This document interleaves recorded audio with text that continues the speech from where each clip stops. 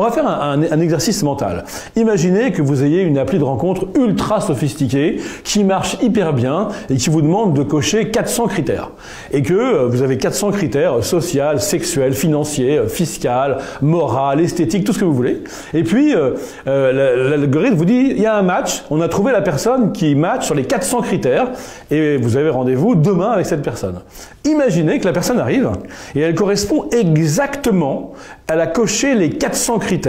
Eh bien, franchement, essayez de l'imaginer. Vous arrivez dans le café, c'est exactement ce qui est prévu, les 400 cases sont cochées. Eh bien, pour moi, il n'y a pas de rencontre. On ne rencontre personne parce qu'on connaissait déjà tout, parce que tout est conforme à l'attente, tout est conforme à la projection qu'on s'était faite. Et bien la vraie vie, c'est pas ça. La vraie vie, c'est que j'arrive dans le café et la personne, elle m'étonne, elle me surprend, elle correspondait pas à ce que je pensais, elle n'est pas en adéquation avec ma projection et pourtant, elle me plaît et pourtant, elle me fait kiffer et j'arrive à m'ouvrir à ce que je n'attendais pas. Bien sûr, le secret de la rencontre, il est là, réussir à ouvrir son cœur, son esprit, son âme à ce qu'on n'attendait pas. Et pourquoi, en tant que philosophe, vous parlez de la rencontre? Parce qu'un jour, j'ai eu un choc, je me suis dit, mais en fait, nous, les humains, les animaux humains, si on ne fait pas les bonnes rencontres, on risque de ne pas se rencontrer soi-même. On risque de passer à côté de soi si on ne rencontre pas les bonnes personnes. On va prendre un exemple concret. Vous avez Albert Camus qui va tomber amoureux de Maria Casares, la comédienne espagnole. Sauf que Albert Camus, jusque-là, il est nihiliste, il est indifférent, il écrit beaucoup de choses sur l'absurde, et il est en train d'écrire un livre qui s'appelle L'homme révolté. Et pour lui, l'homme révolté, c'est quelqu'un qui dit non à l'injustice, qui dit non au monde et qui a la colère du non. Et en fait, il va rencontrer Maria Casares, il va tomber amoureux d'elle, et ça va lui permettre de développer au fond de lui une part joyeuse, une part de oui à la vie, de oui au soleil, une part de légèreté qui était en lui, mais qui ne se révélait pas. Figurez-vous que ça va changer sa vie, mais ça va aussi changer son œuvre, puisque l'homme révolté va changer de thèse, ça va être l'homme du non et du oui. Il dit non à plein de choses, mais il dit oui à d'autres choses. Ce que je veux vous montrer par cet exemple, c'est que la rencontre, c'est pas simplement intéressant, c'est pas simplement une ouverture d'esprit, c'est pas simplement cool, c'est pas simplement sympa, c'est pas simplement distrayant, c'est la condition pour devenir soi-même.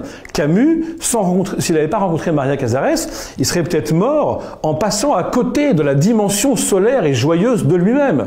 Je dis pas qu'il y a que cette dimension-là, mais je dis que les rencontres amoureuses nous permettent de nous rencontrer nous-mêmes et finalement d'exprimer des parts de nous-mêmes qui seraient peut-être restées en sommeil. Donc vous dites qu'en fait la rencontre, c'est pas une option, en fait, elle nous est essentielle. Il me faut rencontrer ce qui n'est pas moi pour devenir moi, écrivez-vous dans votre livre. Alors vous avez tout à fait raison, même si c'est un peu dur d'entendre ça, la rencontre, c'est pas une option.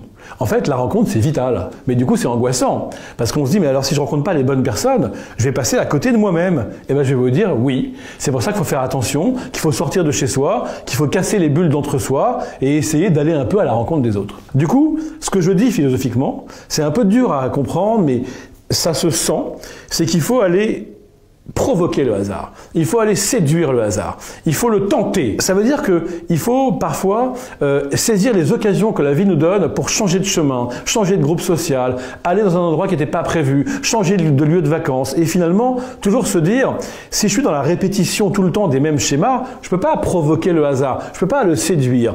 L'essentiel, c'est de se dire, est-ce que je fais du hasard mon ami? Est-ce que je fais du hasard mon allié? Et pour ça, il y a deux pièges. Le premier, c'est de s'en remettre, de se soumettre au hasard.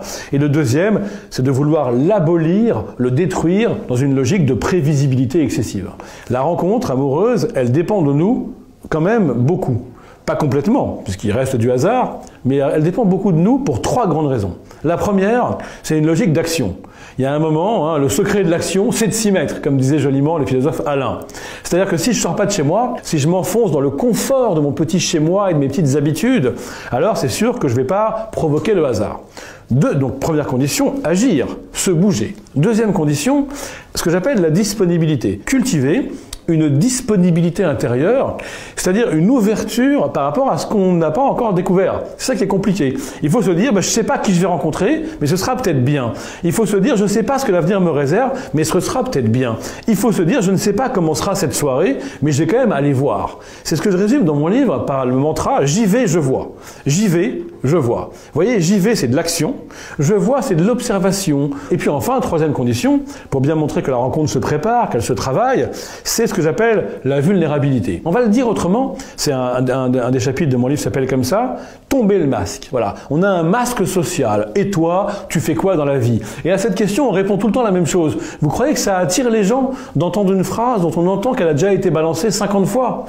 Donc tomber le masque, ça veut dire un peu se montrer comme on est, pas essayer de surjouer sa perfection, ni bien sûr se vautrer dans ses fragilités, mais tomber le masque et apparaître un peu dans sa réalité. Je crois qu'il y a un concept philosophique qui peut nous éclairer, c'est la contingence. La contingence, c'est que c'est ce qui est, mais aurait pu ne pas être. Et la nécessité ou le destin, c'est ce qui est, mais ne pouvait pas ne pas être. Donc en fait, une rencontre, elle est contingente. Moi, je crois pas à ceux qui disent, oui, c'est le destin, comme si on avait un destin préécrit. Mais pas du tout, on n'a aucun destin, rien n'est écrit. La rencontre, elle est contingente. Ça veut dire qu'elle a lieu, mais elle aurait pu ne pas avoir lieu. D'où ma philosophie. Qu'est-ce qu'on fait par rapport à ça? Eh bien, on va chercher la contingence. On va la provoquer. On sort de chez soi, on agit, on a des attentes, mais on se rend disponible à ce qu'on n'attend pas, et au lieu de montrer son masque social toujours le même, on tombe le masque et on se laisse un peu apparaître. Comment je sais si je vis une vraie rencontre? En fait, vous vous dites qu'il y a des signes. Si. Ah bah si. Mais j'ai dit oui. Il y a des signes qui distinguent une vraie rencontre d'un simple croisement. Parce qu'on croise plein de gens, ça ne veut pas dire qu'on les rencontre. Le premier signe, c'est que je suis troublé. C'est que je ne m'attendais pas à ça, et cette personne ne correspond pas à ce que j'attendais, et pourtant elle me plaît. Et puis, ça c'est le signe que la rencontre est en train de se faire. Il y a un autre signe que la rencontre est en train de se faire, c'est que je suis curieux, et que soudain, moi qui suis très auto-centré, très obsédé par moi-même, il y a quelqu'un qui m'intéresse vachement plus que moi. Et soudain, je suis décentré, je me désintéresse de moi, et je me dis, waouh, cette personne elle est dingue. Ça c'est des signes que la rencontre est en train de naître. Mais vous savez, ça peut foirer, ça peut ne pas marcher. Donc les vrais signes que la rencontre a eu lieu et qu'elle produit ses effets, c'est tout simplement que j'ai changé. Voilà, c'est que je me suis ouvert, comme je le disais tout à l'heure, c'est que je me suis ouvert à d'autres parts de moi-même, que je me sens agrandi, que je me sens autre. En termes philosophiques, on dit que j'ai fait l'expérience de l'altérité. Ça veut dire que par exemple, j'écoute une musique que j'adore autrement, je vois un film autrement, je fais la cuisine autrement, je fais l'amour évidemment autrement, un peu autrement. Bref, j'ai changé. Et je vais vous dire un truc très simple, mais il y a beaucoup de travail philosophique pour arriver à cette simplicité. C'est que si vous avez rencontré quelqu'un, vous dites c'est super, j'ai rencontré quelqu'un, ouais trop bien, j'ai rencontré quelqu'un, mais vous n'avez pas changé dans vos habitudes sociales, vous n'avez pas changé dans votre idéologie, vous n'avez pas changé dans vos convictions politiques, vous n'avez pas changé votre manière de faire la cuisine, de vivre au quotidien, de faire l'amour. Si rien n'a changé en vous, mais que vous avez rencontré quelqu'un, je suis désolé de vous dire que vous n'avez rencontré personne. Vous avez juste croisé quelqu'un, ça prendra le temps que ça prendra, mais ça n'est pas pour moi une véritable rencontre.